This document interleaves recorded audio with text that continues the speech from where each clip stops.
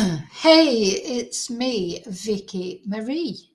And good morning, good afternoon, or good evening, wherever you are in this crazy world we're living in. So, this is part 2 of Adam Fravel's sentencing for the murder of Madeline Kingsbury. And I had to go off and pick up number one son from work. And I'm back, and we're going to carry on watching. We would just see, if you didn't see part 1, it's a good idea to watch part 1 as well.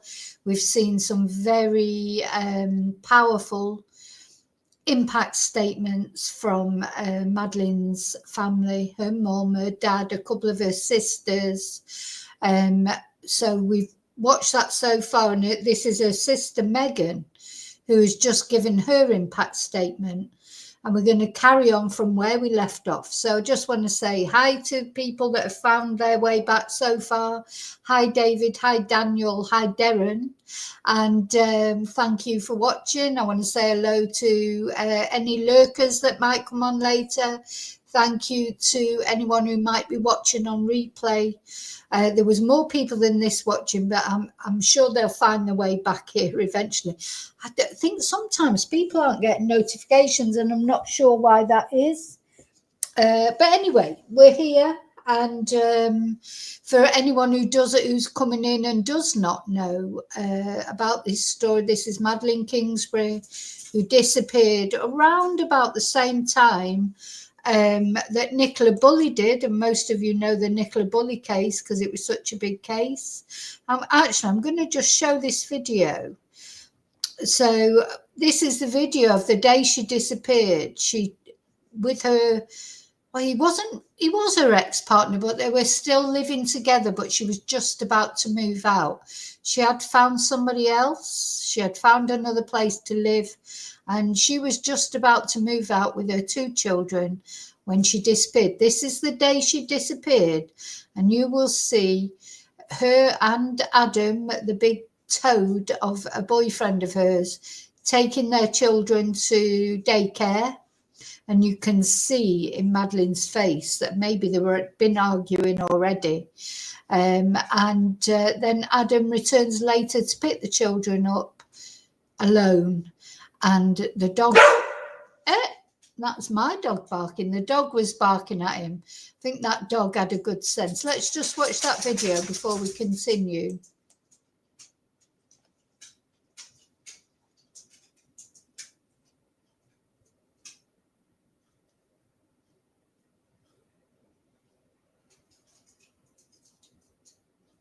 So you can see Madeline doesn't look happy at all. And then she starts to smile as she goes. And then later on that day, this great big fat toad comes back alone. And it's somewhere in between that time, Adam had murdered Madeline, strangled her, took her off in her own van. And, well, we're not sure exactly where he took her first, but she was eventually found stuffed in a culvert. It was a miracle that she was found. It's thought that he may have put her somewhere else to begin with, because it's thought that the area where she was eventually found had already been searched. So it was near his parents' property. So let's carry on and watch these impact statements. I think Adam's family is going to make an impact statement. That'll be interesting to hear. His sister didn't seem to think he was guilty, but he's been found guilty. This, what we're watching now, is the sentencing. Okay, let's get back to it.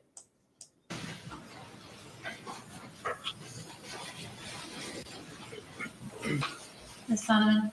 Thank you, Your Honor. Diana Miller, again, who's our Crime Victims Services Coordinator, is going to read the statements of Kathy Kingsbury and Stephen Kingsbury.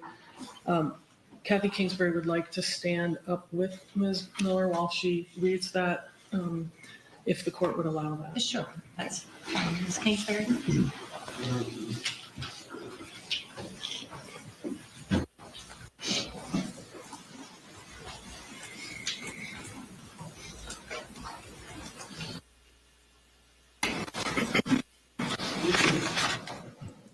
So he's doing that rocking on his chair. I don't know if you saw Chris Watts when he was being sentenced, and the impact statements. He was shaking his leg, wasn't he? You know, he's just can't wait to get this over with. But at least it's some sign of emotion, I suppose. I think remember when we watched the Lake and Riley sentencing, that Jose Barra, the thicko that murdered her, he just didn't show anything. He's got nothing upstairs, that guy. Adam, at least, well, he's showing some sort of emotion in that he's rocking backwards and forwards. But anyway, you know, it's too late now, Adam, to be remorseful. But to be fair, he doesn't look very remorseful.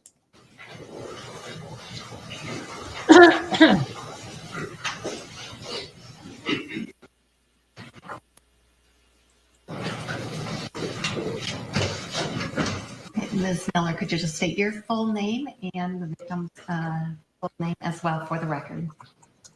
Diana Miller, Catherine Kingsbury. Go ahead. Your Honor. On April 4th, 2023, 5 days after Maddie was last seen alive, social services brought Ellie and Noah to the hotel where we were staying. The children let out squeals of joy when they saw so many of their family gathered together. They ran and played for hours. That night, they slept in bed next to Dave and me in our hotel room. In the middle of the night, Ellie started crying, "I want mommy." Noah heard her and started whimpering, "Mommy, mommy." I rushed to their bed to comfort them while trying the best that I could to hold in my tears and my anguish for their sake. Dave involuntarily let out a loud moan and ran to the bathroom to turn on the shower to try to muffle his guttural cries of agony. His wailing tore my heart to pieces. He couldn't bear to come out for 3 full hours. It was a horrific night that no one should ever have to experience in their lifetime. The only saving grace was that I was able to comfort the children and get them back to sleep right away. Notably, there were no more pleas for Daddy. 2 days earlier, Krista, Maddie's mom, had been sitting with us in our hotel room. We were 3 inconsolable parents seeking refuge with one another. We knew that Maddie would never voluntarily leave her children. Sorrow and agony overcame us, and Krista retreated to the bathroom and attempted to stifle her own guttural wails while I fought to manage my breathless sobbing. A parent's heartache at the loss of a child cannot be comforted. Our lives had forever been turned upside down. And this was only the first few days of the emotional torture that we endured after Maddie was deemed to be missing. We all cried until we couldn't cry anymore. Most of us couldn't sleep more than a couple of hours at a time, if at all.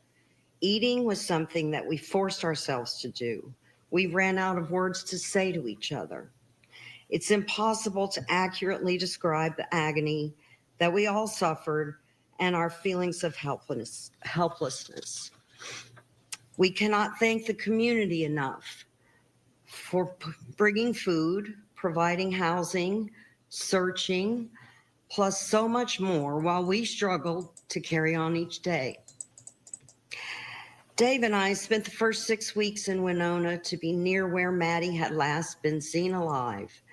This was very important to us. We eventually had to make the difficult decision to leave for the sake of the children and to get them back to our own home and more normalcy. The home where Maddie had grown up and that the children knew. It wasn't an easy decision to make because we felt like we were abandoning Maddie, since she had not yet been found. It was 69 days of pure torture, not knowing where Maddie's body had maliciously been hidden. She was out there in the snow, the rain, the heat, and yet Adam did not come clean, nor did he show any compassion or remorse. The heartache has been endless and compounded. On May 31st, 2023, we were back in Winona at a hotel, and we all eventually fell asleep. A few hours later, Ellie woke up and was unusually insistent that I lie down next to her, so I did. She held onto my arm so tightly that my arm went numb, but she went back to sleep. Noah was on the other side of the bed. He suddenly became distraught and restlessly started whimpering, "Mama, Mama," and extended one arm upwards as if reaching for something. He had not done this before. I checked my phone to see what time it was and saw that it was already after midnight. It was Maddie's birthday. We had not yet told the children that Mommy's birthday was that day. Possibly it was a coincidence that this happened. What do I know, though, and all too clearly, what I do know, though, and all too clearly, was the sick feeling I had in my stomach that night, and that this incident will forever be etched in my mind. By all accounts, Maddie's children are happy and thriving. Dave and I have been blessed to be able to be with them nearly every day since April 4th, 2023. Yet Ellie and Noah rightfully belong in the arms of their mother. All of us have made it our mission to be sure that they feel safe and secure and that they're grounded. Those of us who know them and see them regularly, if not daily, will tell you that you wouldn't know that the children have suffered the tragedy that they have. We're grateful for that, for their sake. They're young and resilient now and deserve to be happy as they are. Sadly, though, as they grow older, they will begin to understand that their father was not only convicted of killing their mother, but that he also planned it. Maddie loved her children more than anything else on this earth. Her efforts to make sure that her children's future included their father were slashed by that very same father. I will never understand a father who could and did do this to his children. He took away a mother's love, the type of love that only Maddie could give them. The knowledge of this horror will haunt me forever. All that Adam had to do was walk away and let Maddie go. He chose not to do that. He chose evil over good, forever causing emotional harm to his own children. All of us in Maddie's immediate family, her extended family, and her friends will make sure that the children will grow up knowing their mother's love. It's the best that we can do, yet it will never be enough because we can't get her back, and she can't be with her precious children. Maddie was undoubtedly one of the most genuinely beautiful souls I've ever known in my life. I'm grateful for the time that I had with her and that I was able to be loved by her. And I couldn't have loved Maddie more if she had been my biological child. This spunky little spirit of a girl had my heart from the beginning. Never again will we have our long talks and share our hopes, our joys, our sorrows, and concerns in life. I'll never again be able to hear her singing in the kitchen or laugh with her or hear her walk in the door and say, "I'm home." Every day I wake up and my first realization is that she's gone and she's not coming back. Her loss in my life is irreparable. I have now lost 2 daughters, one of whom was purposely taken from us. I thank the court for this opportunity to be heard, and I support a life sentence without parole. Thank you, Ms. Kingsbury. Thank you, Ms. Miller.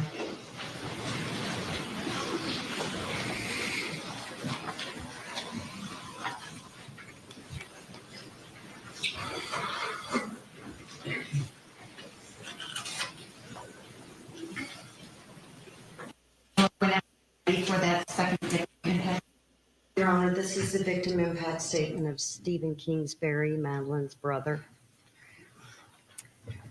Your Honor, it is a struggle to attempt to summarize on paper the immeasurable impact that this incident has had on our entire family. The murder of my younger sister, Madeline Jane Kingsbury, has created without a doubt a multi-generational wound that will take an untold number of years to heal. For some, it may never. The overwhelming grief and guilt of those closest to the situation, not only geographically, but those with intimate knowledge of the patterns of control and abuse exhibited by the defendant over the years toward Madeline, I'm certain will be haunted forever by the thought that their efforts, if made at all to intervene, were not good enough to defeat the evil that clouded her day-to-day life. The double life she lived was imposed by one individual. The meticulously thought out, painstakingly crafted, self-serving environment and mechanisms were created by leveraging her good nature, optimism, emotional weakness, fears, and love of her children. Madeline had everything to look forward to in life, a promising career path, and the joy of raising her children to adulthood, maybe even to see grandchildren of her own one day. There's truly no limit on how much of a gift she was and would have been to those who loved her, those she loved, and the world around her. Despite the conditions she endured, Madeline was making her way in the world in a very meaningful and impactful fashion. Excuse me. Simply put, she was robbed in the most permanent of ways: brutal, deliberate, hands-on violence. From my experience as a service member with 3 combat tours, I can without a doubt state with full belief and or opinion that the way she was stolen from this world was carried out with the most intimately savage intentions and actions a human being can visit on another.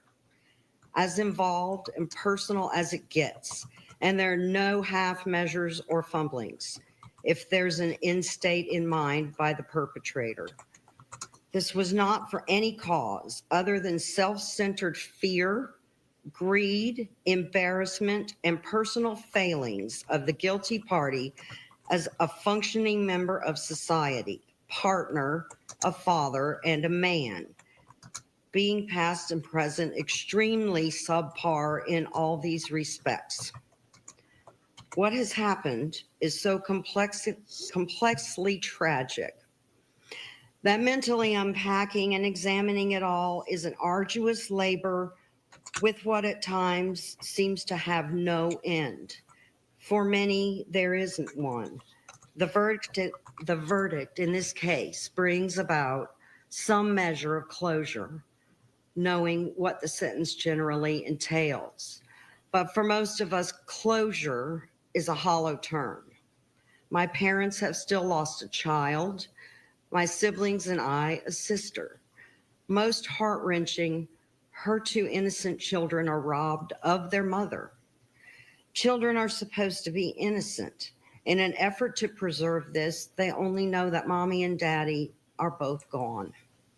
They use words that have no meaning to them, as told to them by others, to try to understand concepts and realities that will have no true substance until they're old enough to be told what has transpired.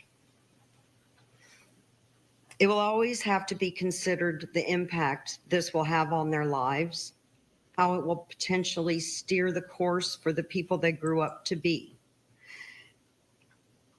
It's a challenge that will be constant for them in varying degrees. They will know of their mother. They will know what happened to her and why she isn't there to shepherd them through this world in a way that only a loving mother can. No earthly atonement for her murder will measure up to match the gravity of the sin.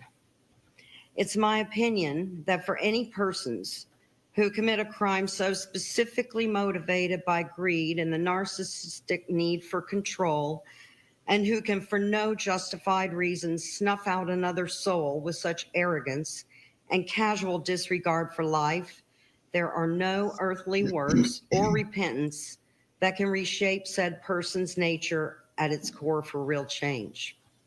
That power lies with God alone. I submit in the end, all will be judged accordingly. We extend our utmost gratitude to all parties involved in bringing justice in accordance with our laws. It can never be understated how much our family appreciates all tireless, relentless work effort. Now, I've been trying to put some comments up again, and YouTube really doesn't like my comments. It just keeps coming up as probable spam. Anyway, the comments that I was trying to make, maybe they just didn't like it because I had the word red rum in there, but it's not easy to kill. Killing someone is really difficult. So for him to kill her the way he did, it's like the rage that he must have had, the anger, it's not like just easy to do. It's difficult, because of course the human body is designed to survive. And, so it takes a big effort to extinguish someone's life when they're a young, healthy person like her. So it just, the hatred that he must have had, the rage that he must have had inside, and the disregard for the fact that she was the mother of his children and they'd known each other since they were at high school, just disgusting. He's a disgusting man. Truth and right have prevailed regardless of obstacles. Let it be heard that everyone has the ability to create positive change in the lives of those around them. Actions are often greater than words. We have a responsibility to each other as human beings to take steps to intervene and assist in times of crisis, especially for those who are too broken or lost to advocate for themselves. I would like to thank the court for hearing this statement, Victim Services for reading it aloud in my stead, and all present to hear. Thank you, Ms. Kingsbury, and to you.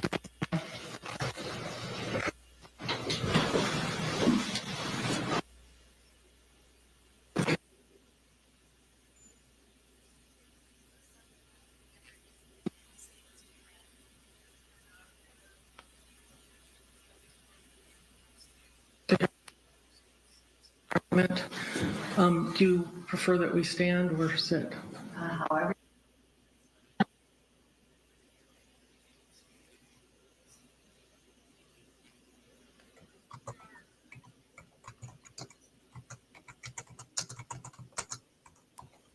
Elected by the citizens of Winona County to serve this community as the chief prosecutor for Winona County.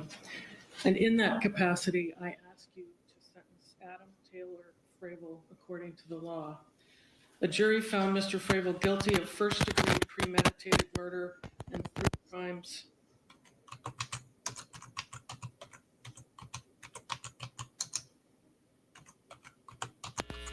premeditated murder. The law provides that the punishment for first-degree premeditated murder is life in prison without the possibility of parole, and I ask you to impose that sentence. Your Honor, this case profoundly affected our community like no other I have observed in my 35 years in Winona County practicing law, and certainly not like any other during my 14 years as Winona County attorney. While every crime that is committed affects our community's sense of safety and security, the crimes committed by Mr. Fravel shook the very foundations of our community, shedding a very bright light on the extremes of domestic violence and revealing the evil acts of a man who had no care as to how his actions would affect his children for their lifetimes. This case galvanized a community to search for a missing mom of 2 young children, whose life ended tragically, leaving a gaping hole in the lives of those she loved and who loved her. When Madeline Jane Kingsbury's close friends and family became concerned about after they did not hear from her on March 31st, 2023, her family contacted the Winona City Police Department that same day to report her missing. The police department launched an investigation, and shortly thereafter, with the help of area law enforcement agencies, began a massive search for Ms. Kingsbury. When law enforcement asked for help to expand the search area, over 2,000 individuals from across the region responded. Led by the Winona City Police Department, the law enforcement community and the community at large worked tirelessly to find Madeline Jane Kingsbury. The community was also galvanized to find her and were joined by other community members at a packed vigil on May 6, 2023, at First Congregational Church here in the city of Winona, a vigil that had been moved from Lake Park due to weather conditions. Over 250 people in person and another 700 or so online came together at that vigil for Madeline Jane Kingsbury. A quote from the WCCO TV station's report about the vigil is telling. Kingsbury's sorority sisters, family, friends, and others packed inside First Congregational Church in Winona, keeping her memory alive, along with the hope that someone would find her. Another quote from that same report from one individual said, "She was the kindest, most beautiful soul. Even on the brightest days, it still feels dark and gloomy without her here. I wake up from nightmares and quickly realize they are not as terrifying as the nightmare I am living through." Your Honor, Adam Taylor Fravel had concealed Madeline Jane Kingsbury's body in such a way that he hoped she would never have been found, but she was found due to the tenacity of law enforcement and the community searching to find her. 69 long and agonizing days after Madeline Jane Kingsbury went missing, her decomposing body was finally discovered on June 7th, 2023, by a Fillmore County deputy sheriff who heard the noise of an unusual amount of flies swarming.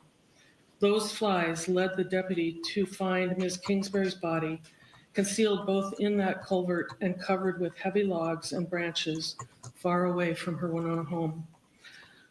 Upon that discovery, hope gave way to grief and anger. The community at large mourned her death along with her family and friends. Mr. Fravel's actions have forever changed the lives of others.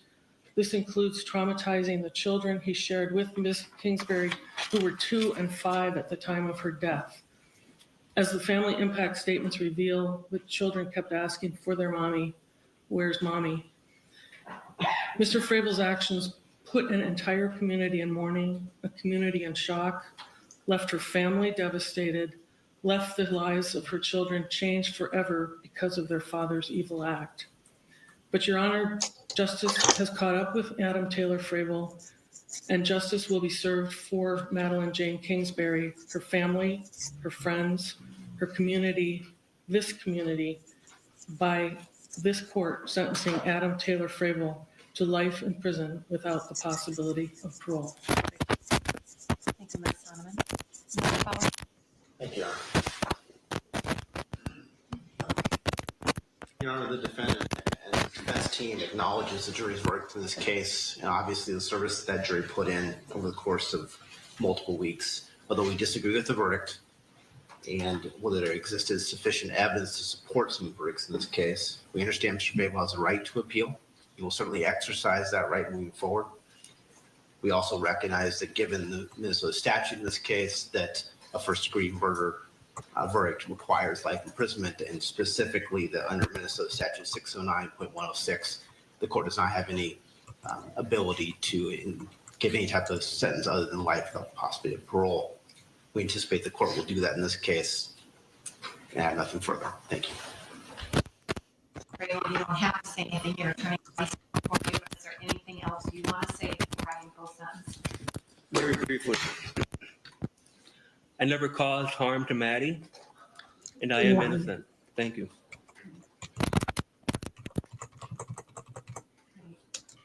Today, this courtroom serves as a reminder of the tragic results of a planned act of violence that has forever changed the lives of at least 2 families and left a lasting impact on our community. We mourn the loss of Maddie Kingsbury, a life taken too soon by an act of unimaginable cruelty. To Maddie's family, no words from this court can undo what has been taken from you. The verdict in this case affirms Maddie's worth, our commitment to justice, and our resolve to hold people accountable for such acts. To the family of the defendant, I do recognize the weight of this day for you as well. You too face a loss, though it is different from that of the victim's family. Your pain, though distinct, is not overlooked by this court.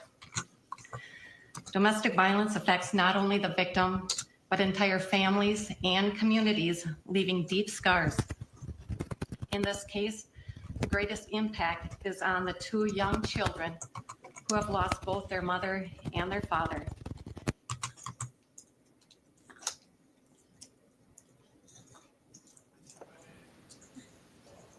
We are experiencing some audio From issues. everyone around them. Their suffering is a powerful reminder of the far-reaching effects of violence and the importance of addressing and preventing it. Mr. Fravel.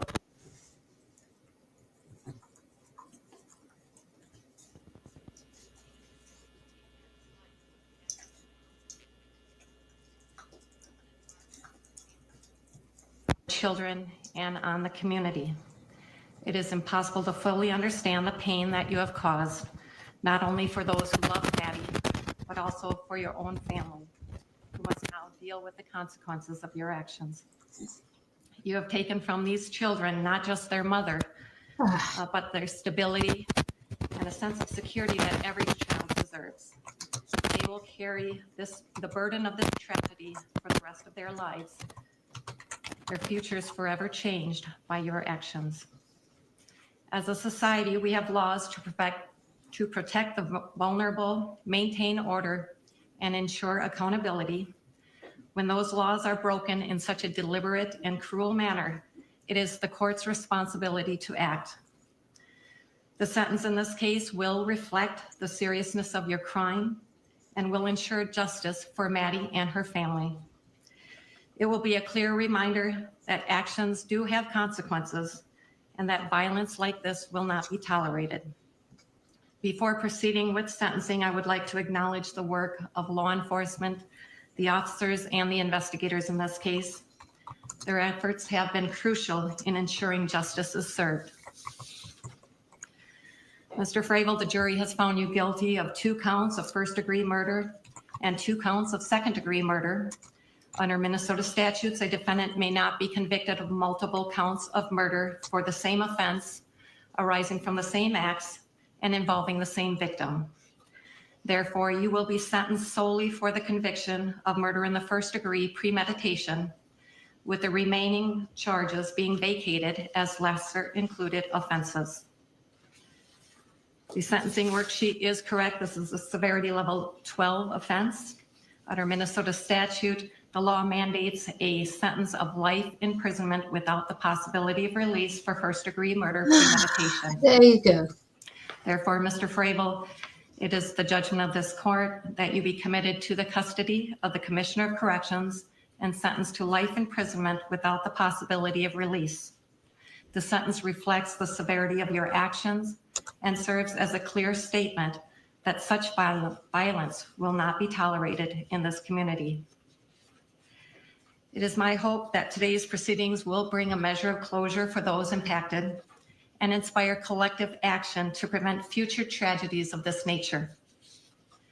Mr. Fravel, you do have to provide a DNA sample that is pursuant to statute, and an $85 surcharge will be imposed and sent to collections. You do have the right to appeal your conviction or the sentence or both directly to the Minnesota Supreme Court. I strongly encourage you to consult with your attorney or the state public defender's office to understand your options regarding an appeal. Mr. Fravel, do you have any questions? Look at his face. You big, horrible toad. Look at his face. He's a foul man because, obviously he's foul for what he did to Maddie, but he's still saying he didn't do it. He didn't do it. He's been found guilty. He should have had at least the grace, to apologize to his children, if nobody else. He's just a foul man, isn't he? questions, or is there anything else you'd like to say? No, I'm good. What? I mean, just he's so arrogant, isn't he? No, I'm good. And then he's given her that cold look. I tell you what, he'd be over there and probably strangle her to death as well if he got the opportunity. Anything further from the state? Nothing further, Your Honor. Thank you. Mr. Bauer? All right, Mr. Fravel, you are hereby remanded to the custody of the Commissioner of Yeah. Corrections to serve your sentence. This Adios, court is adjourned. amigo. All rise. Adios, Adam.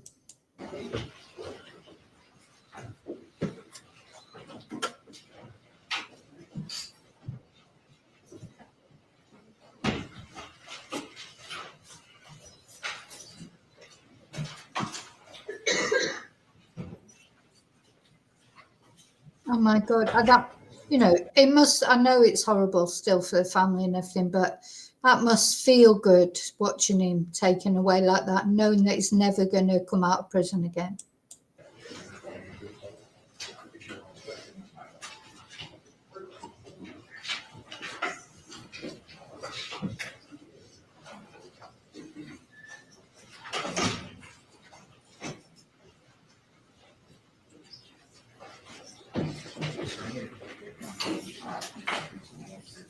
Right, I think that's public. You were just watching the sentencing of Adam Fravel, a judge. So, there you go. Today has been a day of justice, hasn't it? We have had justice today. We had justice this morning for Sarah with those big sentences, and Sarah Sharif, her father 40 years minimum, her stepmother 33 years minimum, and even her uncle, who was not found guilty of murder, he got 16 years. Some people that do get found guilty of murder don't get 16 years, do they? That mother who was pushing her dead child around in a pram with her lunatic druggy boyfriend, she only got 10 years. So that was a very good result for that particular case, Sarah Sharif's case, a very, very, very good result. And now this, I mean, really, it couldn't have been a better result. Because the death penalty was never on the table. So he's got the maximum penalty, and didn't he look pissed off by it? It was lovely to see his face. And he won't ever, he'll appeal against it. But like she said to him, I don't know if will he appeal against the conviction? Will he appeal against the sentence? He's not going to get anywhere with appealing against the sentence. Because he was being found guilty. So the only thing he can do, really, I suppose, is appeal against the conviction. And, but he's just got no chance. No chance. It's just, I'm just going to have a look on Facebook what they're saying, because I've been following them on Facebook.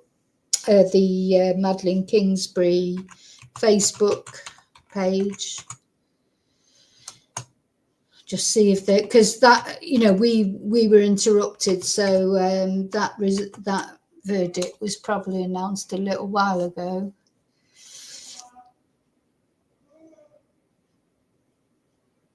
Yeah, they've put the family's put a statement on Facebook saying. That was before the result, so it's just everyone's like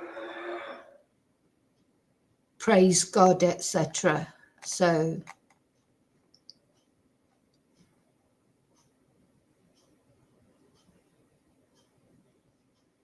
yeah, it's just talking about the verdict, etc. It's a nice feeling, isn't it? Anyway, at least Maddie got her justice. It won't bring her back, but she got her justice. Okay, so thank you for coming back and watching that with me. I'm sorry it was interrupted halfway through.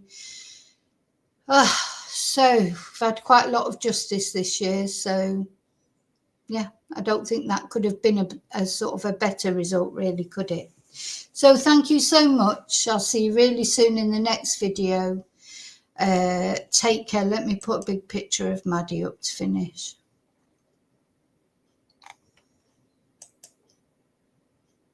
And there she is, bless her. And I hope her children are okay and the rest of her family.